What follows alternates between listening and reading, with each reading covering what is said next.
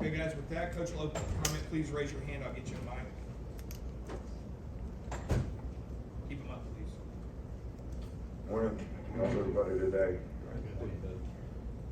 Well, we're obviously, very excited about the challenges of the season, but even more excited about, what you have to do to try to, develop a team that can play with consistency, guys that can go out there and give the kind of effort, play with the kind of mental toughness, ability to sustain, execute, do their job together as a unit, and have the kind of team chemistry that promotes the togetherness that you want on the team so that you can be successful. And then the next challenge is can you sustain that? We've had some really good speakers here the last couple nights, but if you sort of boil it down to what's the message, it's all about choices. Michael Phelps, spoke last night and talked about your actions speak louder than words. You have a short window to really accomplish things as an athlete because it's not something that you can do your entire life, at least as football players.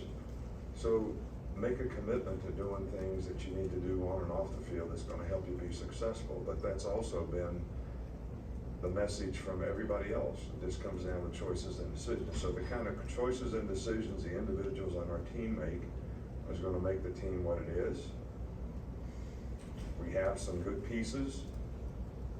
It's kind of interesting to me that I see articles every day that you'll have decided already, what kind of team we're going to have, what the expectations are for the team. I think in some ways this creates a much more difficult challenge to have players, be hungry, try to prove what they can do together as a group. But it is a challenge that, we're willing to deal with, and hopefully we've got the right kind of leadership on our team to be able to overcome some of that so that we can avoid complacency and stay focused on doing the right things, deal with success if we have success, be able to deal with frustrations if we have failures. And I think how we manage all those things will determine what kind of team we really have. You asked me about injuries the other day. Obviously, Cam Latu is the guy that you asked me about. He has a minor knee injury. He's going to be out a couple weeks. I don't know exactly how long that is. Happened about 10 days ago. So these things usually go day to day. We had Hastings came in with an injury. We fixed. He'll be back shortly, probably. Elijah Pritchard tore his pec in the weight room a while back in the summer, so he'll be out for a little while, had a shoulder injury coming in.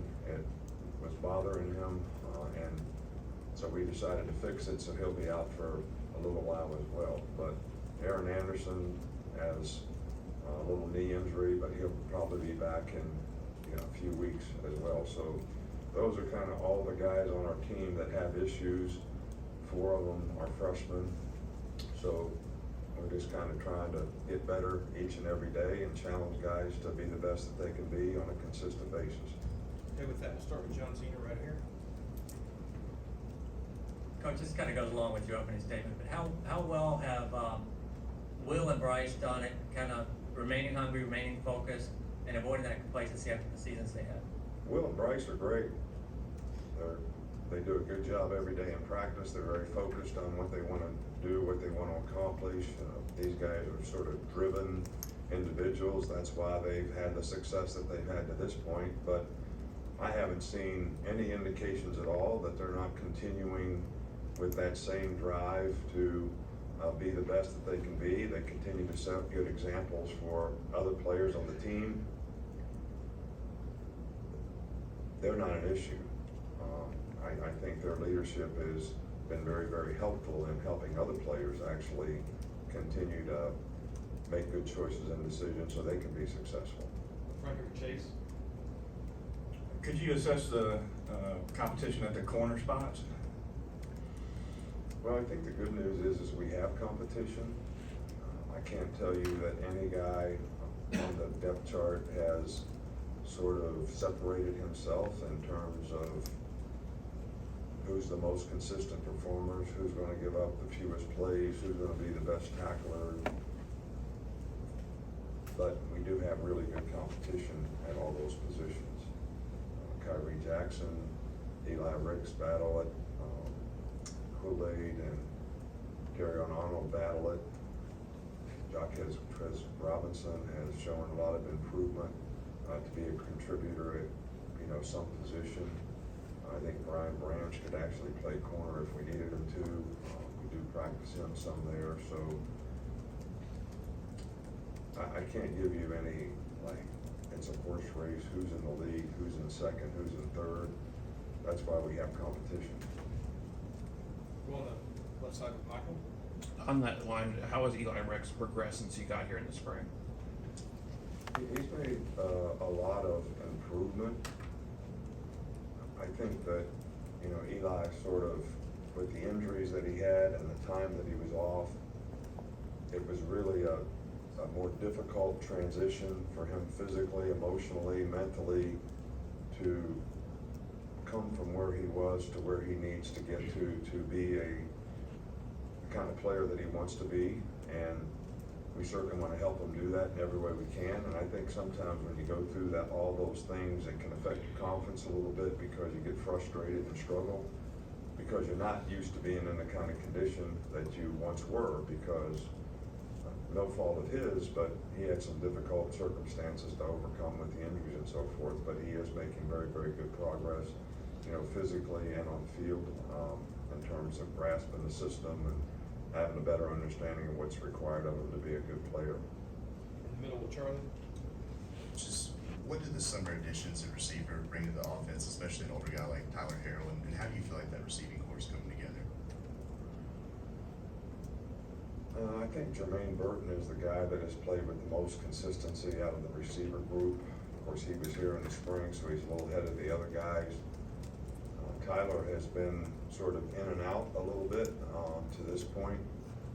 He has been able to practice on a daily basis, but not 100%. I do think that he has shown that he has a lot of ability. We just need to get it channeled in the right direction so that we can use him in a way that's going to be most productive for him and for us. The freshmen, I think they've all showed some promise. Which ones are going to be able to sustain? That's always the most difficult thing for the younger guys on the team. They've never been through a college season. They've never been through a fall camp, probably as demanding as what a college fall camp is. So we'll see who can sort of sustain and continue to grow and develop. And I think there are some guys there that could make a contribution depth-wise as well. With Tony right here. Given the depth of the running back position, do you kind of go into the fall with an idea of how you want to spread out carries, or do you kind of just let that play out? What's the thought process behind kind of how that plan works? Well, the plan works if the best players play.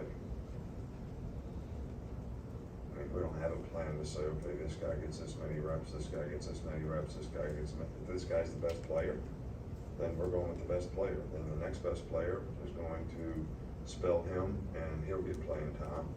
If somebody else can contribute in terms of a winning performance, then whether it's on special teams or whether it's in a limited role that we create for them, we're certainly going to try to do that. But it's good to have depth at that position. This is a position where we had significant injuries last year. So, but just let the guys compete. But you compete, and the guy that comes out the best is the guy that has the most opportunities, and that's just how we've always assessed, the positions on our team. Go in the back with Katie. Coach, you mentioned Michael Phelps coming in and speaking last night. How do you determine each fall who these guest speakers are going to be? Is it more connections you have? Is it connections on the staff? And then just how important are those speakers to kind of set the mindset each camp? It's all about messaging. You've heard me say this many times before. We're trying to help our players be more successful in life in terms of sort of the psychological disposition, the mindset that they can create for themselves in terms of the habits that they create that's going to contribute to them being successful in whatever they choose to do. and realizing what they do on the field and off the field are things that I think a lot of lessons can be learned from those things that can carry over in their life. So when we do evaluations of who's going to speak to the team, we actually do evaluate what is their message. All these people have a message they've spoken somewhere before, and if we think that's something that can impact our players and create interest in them making sort of the choices and decisions and changes they need to make to help them be more successful, that's how we determine who we'd like to visit with them. Sometimes it's sort of character development. Sometimes it's also behavioral issues, which all come down to choices and decisions as well that can sidetrack your chances of being successful, in the future, because that's also very, very important. So understand the consequences of good, bad behavior, cause and effect. All those things are taken into consideration when we try to make an impact and influence on what will help these guys make better choices and decisions to have a better chance to be successful. Back here. So what have you seen from Jaheim Otis and his weight loss this offseason? Just how have the physical parameters of that defensive line position evolved over the last 15 years? I'm sorry, I didn't hear you. Otis, his weight loss and how he's gotten in shape, and then how the defensive line and the approach has changed over the last 15 years of the offense. Well, I think that I am pleased with several of our guys.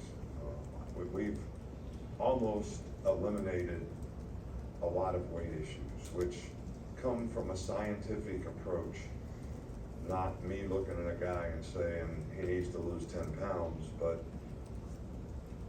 muscle mass, body fat correlation that helps a guy be most efficient. And I'm pleased with the way a lot of our big guys have sort of got that into balance. I think Miss Amy does a really good job of helping guys. Again, it goes back to the kind of choices and decisions you make about, what you eat, when you eat it, how much you eat of certain things that can create the kind of increase of muscle mass, decrease of body fat that makes you a more efficient player. When I say efficient, I'm not talking about your ability to do something once. I'm talking about your ability to sustain it, for 40, 50 plays in a game at the same high level. So those guys have done a good job. I think it's contributing to them being better football players. And I'm pretty pleased with the overall team improvements that we made from that standpoint, as well as explosive movements and speed. I think, Dave Blue and his group have done a really good job of motivating the players to work hard in some of those areas, which hopefully will be helpful on the field. Okay, we'll go front here. Coach, in your last press conference, you talked about the continuity of bringing back Coach Golding, Coach O'Brien at the coordinator position. Can you talk about the three new coaches, Coach Robinson, Coach Wolford, and Coach Cox, and what they bring to your staff?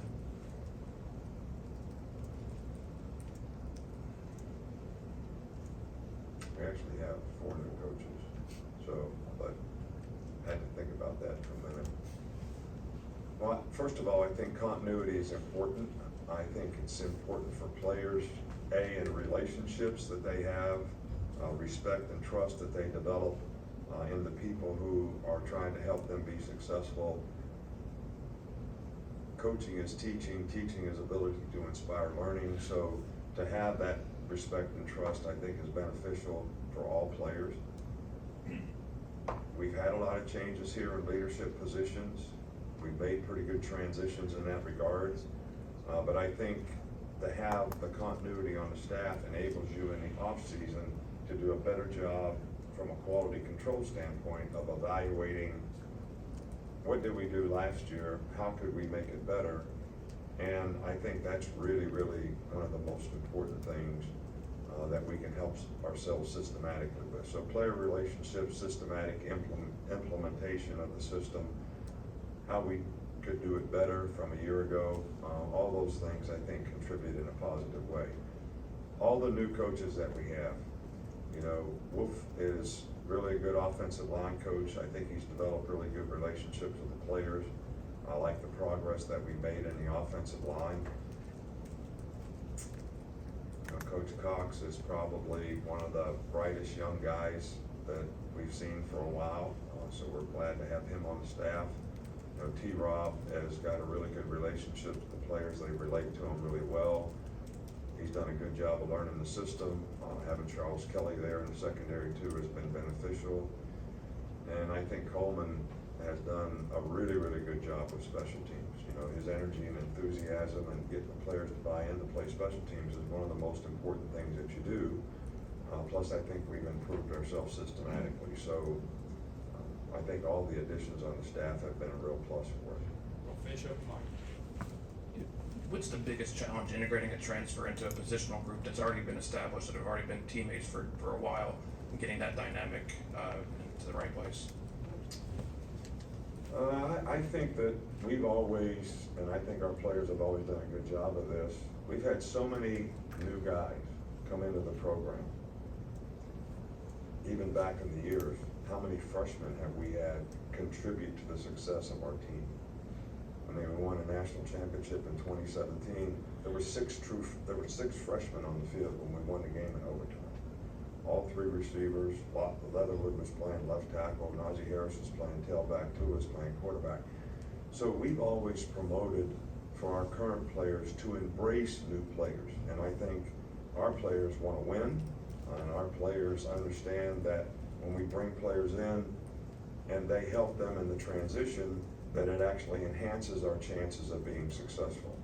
And I think our players have done a really, really good job of that. So everybody wants to play. Competition, I think, is a good thing in terms of helping everybody get better, because it makes everybody better. Not only the guys you're competing against, but the guy at your position, but also what kind of guys do they have that you go against every day. That helps guys develop tremendously. So our players have a pretty good respect for that, and they've always sort of embraced, guys coming in to the program. So, and the guys that we brought in so far, they've done a really good job of buying into the principles and values of the organization. So it was easy for all of us to respect and trust them in terms of how they can contribute and what they can do. All right. Thanks, Coach.